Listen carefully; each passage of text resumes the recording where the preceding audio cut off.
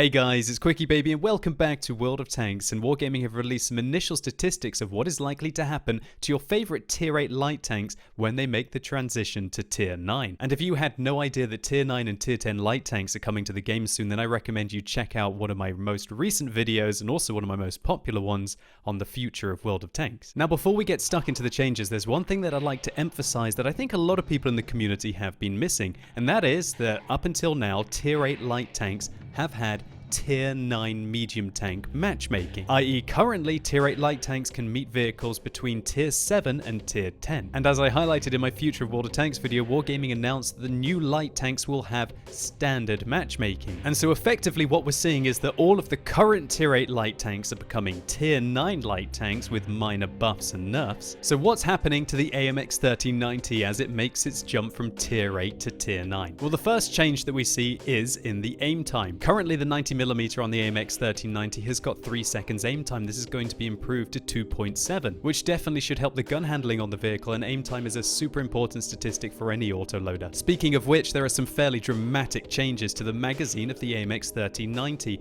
Now it is only going to have 4 shells instead of the previous 6, meaning that the AMX 1390's magazine potential is going to be falling from 1,440 to similar to the T69, or shall I say exactly the same as the T69 at 960. However, to account for this, Wargaming have improved the reload time on the magazine. Now it is going to be 30 seconds, whereas previously the reload time of the magazine was 42 seconds, although only reducing the reload by 12 seconds total when you're losing a third of the magazine doesn't really seem like a fair trade. But there's certainly something to compensate for this, and that is that the unloading time of the magazine is now 2.5 seconds, whereas previously it was 2.73, meaning now that you can deal your 960 magazine average damage in 7.5 seconds from the first shot, whereas previously you would have to be firing continuously for 13.65 seconds from the first shot to deal the 1,440 damage to your target. And so this reduction in the delay between the shells should help the AMX 1390 with its burst damage a little bit, thus making up for the disparity between 30 seconds and the 42 seconds that it took to reload the magazine with 2 extra shells in it. Undoubtedly, this is going to make the AMX 1390 worse for those all-in engagements where you want to just assassinate the enemy vehicle. Previously, the AMX 1390 could quite easily take on a Tier 7 or a Tier 8 medium tank with ease, an ability which will be all but lost if Wargaming continue with this 4-round magazine.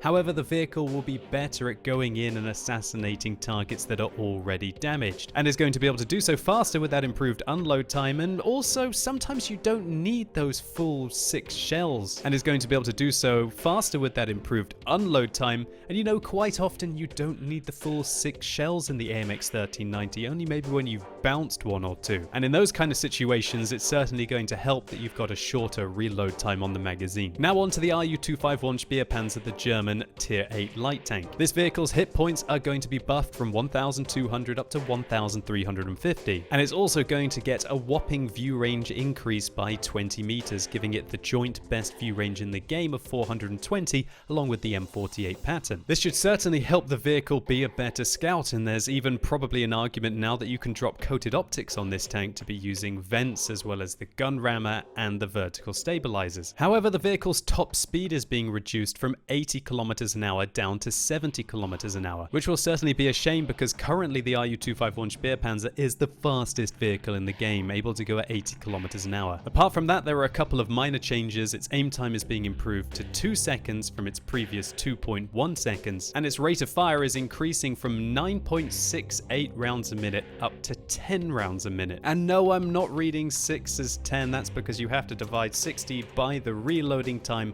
to get its rounds a minute rate of fire, which is 10, meaning that the vehicle's DPM is going to be slightly increased from 2,323 up to 2,400. I guess every little helps, right? Now let's take a look at the T54 Lightweight, and it's only really a light tank by name, hey, but what's surprising is they've only buffed the health points of this vehicle by 50, which means that the RU-251 Speerpanzer will have more health points than a vehicle which was kind of famous for its durability. Other buffs to this vehicle are an extra 20 meters view range going up from 390. That will certainly help this vehicle in its role as a scout. And also it's getting 5 more millimeters of penetration on its standard rounds, going from 175 millimeters of penetration, as we can see here, up to 180. However, the vehicle is also getting a nerf. Look at its accuracy, it's now going to be 0.42, whereas previously it was 0.38, which will make it much more tricky for this tank to snipe accurately at long range. But the vehicle is getting a rate of fire buff. Its new rate of fire will be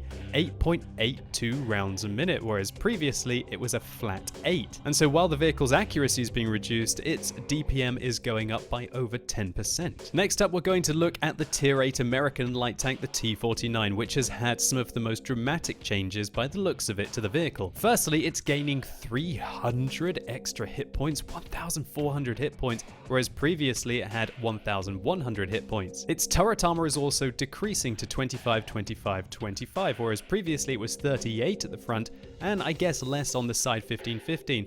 And that's because I think that Wargaming are changing it from having the M551 testbed turret down to the standard T49 turret, which is 25, 25, 25. And the reason for this is because now its alpha damage is 240. It looks like Wargaming are removing that big 152mm gun from the Tier 9 version of the American light tank. And it looks like you're going to have to wait until you get to the M551 Sheridan, the Tier 10 American light tank, which has the current top T49 turret, which, as we can clearly see, was meant to be this vehicle, and that big old derpy 152mm troll gun. So while it looks like this tank is no longer going to be able to use that 152mm, it does gain view range, 20 meters worth up to 420, which will be joint best along with the RU-251 Speerpanzer and the M48A1 pattern. So let's take a look at this 90mm gun, because it was one of my biggest hates on the T49, that if you wanted to use the 90mm gun on the vehicle, you would have to do so without high penetration AP rounds, as the vehicle bizarrely got two kinds of high explosive rounds, one that was good and one that was frankly bad. And if you wanted to play the vehicle as if it was an M41 Black Dog, the Tier 8 premium German light tank that's in the game now,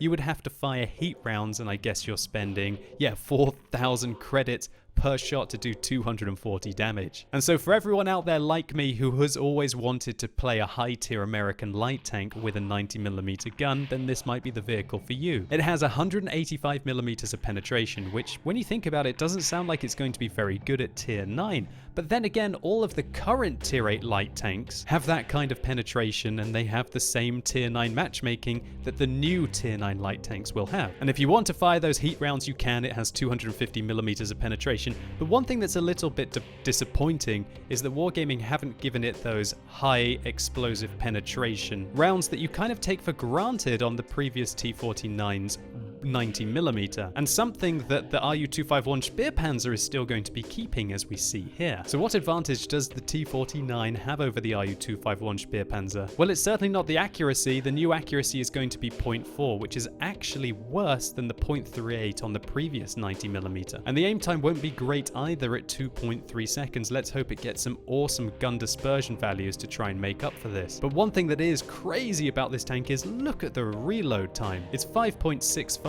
whereas the RU-251 was 6, which means the vehicle is going to have an exceptionally high rate of fire for a 90mm gun, over 10.6 rounds a minute. That gives this vehicle 2,548 DPM. That's higher than the E50M and only just less than the M46 pattern, which should allow the vehicle to take things down quickly, of course, if it can manage to penetrate with its 185 or 250mm of penetration. So now on to the Chinese light tank, the WZ132A, which is the only vehicle in this comparison that has kind of changed in name. And I guess that's because the WZ132 or the 1321 is going to be the new Tier 10 Chinese light tank, and so they want to make it obvious about the designation. So how has this vehicle changed? Well, it's gained 100 extra hit points, but it's actually lost hull armor. Previously, the WZ132 had 50mm of frontal protection. Now it's got 35. 15mm is a lot to lose off the front of the tank, and it will now mean that all 106 to 149mm caliber guns will overmatch the tank, whereas previously they did not, and you had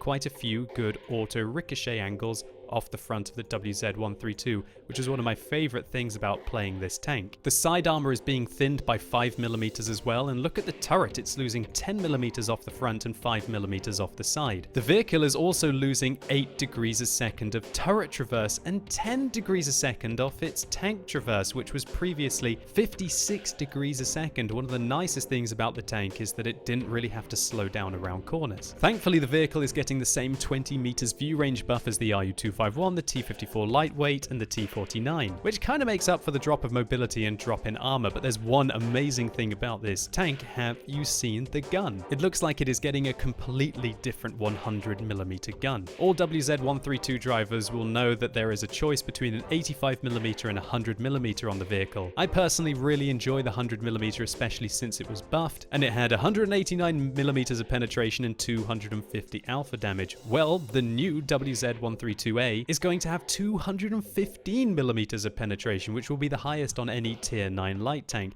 and it's also going to have 320 alpha damage, which is going to be significantly higher than all of the other vehicles. The tank is also going to have really nice premium rounds, which I think might be heat at 265, and its high explosive alpha damage has been increased from 330 up to 420, but the penetration remains the same at 50mm. This results in a whopping DPM increase for the WZ-132A from 2,054 up to 2,461. And it's very interesting that Wargaming would choose to do this only for the WZ-132A and not for all of the other tanks. But alas, the nerfs to this tank also continue. Look at the accuracy, 0.42. Previously, it was a very nice 0.36. And so what it looks like is Wargaming are trying to stop light tanks from becoming some kind of mid to long range sniper. As while they're buffing their spotting and also damage capabilities considerably, pretty much by about 10%, they're significantly nerfing their accuracy and still not giving them the crazy penetration that a lot of tier 9 medium tanks will have. And so I'd say all in all the WZ-132A will be buffed, although it will certainly be a different tank. The T54 Lightweight will be buffed and the RU-251 Speerpanzer will be buffed, everything apart from that top speed limit. But the T49 is certainly going to be a different tank. If you want to use a 90mm on this vehicle, then it is going to be much better. But if you only enjoy that 152mm, you're probably not going to like this vehicle very much. And when it comes down to the AMX 1390, well, I'm not sure if it's a buff or a nerf to the tank, but one thing that's interesting about this vehicle is whereas all of the other tanks have got a view range increase and a hit points increase, they kind of forgot that with the French tier 9 light tank. And I'm still undecided whether it's better to have the lower aim time and the lower unload time and have a smaller magazine, or to have that whopping all-in potential that is quite similar to the Batchatillon at tier 10 medium. Now, one thing that is very interesting is, let's take the T49 as an example. Let's say this is your favorite tank in the game and the 152mm is all you really care about in World of Tanks. And while everything is subject to change, it looks like you're no longer going to be able to play with that gun until you get to the tier 10 tank. And remember, to get from a tier 9 vehicle to a tier 10 tank in World of Tanks, it usually takes between 200 and 250,000 experience. And that's if Wargaming move all of the tier 8 light tanks up to tier 9 and they give you that vehicle for free. And so what this means is that I thoroughly recommend that you uncheck accelerated crew training in all of your tier 8 light tanks right now. Because while I might be wrong, I really don't think that Wargaming are going to be giving tier 10 light tanks to you for free if you have the tier 8 light tanks currently unlocked. As that means you might be ready when the tier 10s arrive and you want to go from the new tier 9 light tanks up to the tier 10. But there's also a possibility that Wargaming might leave your experience behind on the tier 8 light tanks, so definitely do this in your own caution and don't blame me as to what Wargaming do. And one final thing that I'd like to highlight is that, remember, tier 8 tanks are a lot cheaper than tier 9 tanks. The RU-251 Speerpanzer costs 2.44 million credits, whereas the Leopard above it costs 3.45 million credits. And I'd be very surprised if Wargaming do not turn your tier 8 light tanks into tier 9 light tanks in the future, and if you have one in your garage, you'll effectively get to save yourself $1 million million credits. And so those are my tips as to how to get ready for hopefully what might be happening in the next few months in World of Tanks. Now I'd like to finish this video by highlighting that remember all of the statistics that you have seen have come from the Super Test server, and as Wargaming clearly state are subject to change. And so if you look super disappointed with what they're going to do to the AMX 1390, well, it's still not too late for Wargaming to change their mind. And equally, if you look super happy with what they're going to do to the WZ132A and you're now going to go and grind your pants off to be able to go and get it, don't be too disappointed if they do nerf it a little bit. Either way, I really hope you enjoyed this video, or maybe it was just useful to you. If it was, please give it a like, it really helps the channel out. And also, as it's Sunday, it's time for another Tech Tree showcase. This time, Thomas Mikan has voted for the Czechoslovakian line, and 166 of you agreed with him, and there are also quite a lot of votes for the Czechoslovakian medium tanks on Twitter, with 52 liking Balkony Elm Victor's tweet. And so if you're watching this as the video is released on Sunday, come along on twitch.tv/QuickyBaby, where I'll be playing the entirety of the Czechoslovakian line, starting at tier 1 and ending at tier 10. And if you've never seen one of my Tech Tree showcases before, they're basically like mini tank reviews all the way up, so you can get an idea of how the line develops, and I can give you some tips and tricks if you're thinking of going down it, culminating with some gameplay in the tier 10 Czechoslovakian auto-loading medium tank, the TVP T50/51. And let me know in the comments what you think about all of the changes as your light tanks change from tier 8 to tier 9. And where do you think Wargaming are going to add in the extra light tanks? Do you think they're just going to shift all of these vehicles up one tier and then add one in at the bottom? Or do you think instead maybe they'll add it in at tier 7 or tier 8? And also, do you agree with how I think Wargaming are going to handle people who already have tier 8 light tanks and move them up to tier 9? And which of the tier 9 light tanks that you've seen do you think is going to be the strongest, and why? And as always, thank you so much for watching. You've been epic, and hopefully I'll see you soon.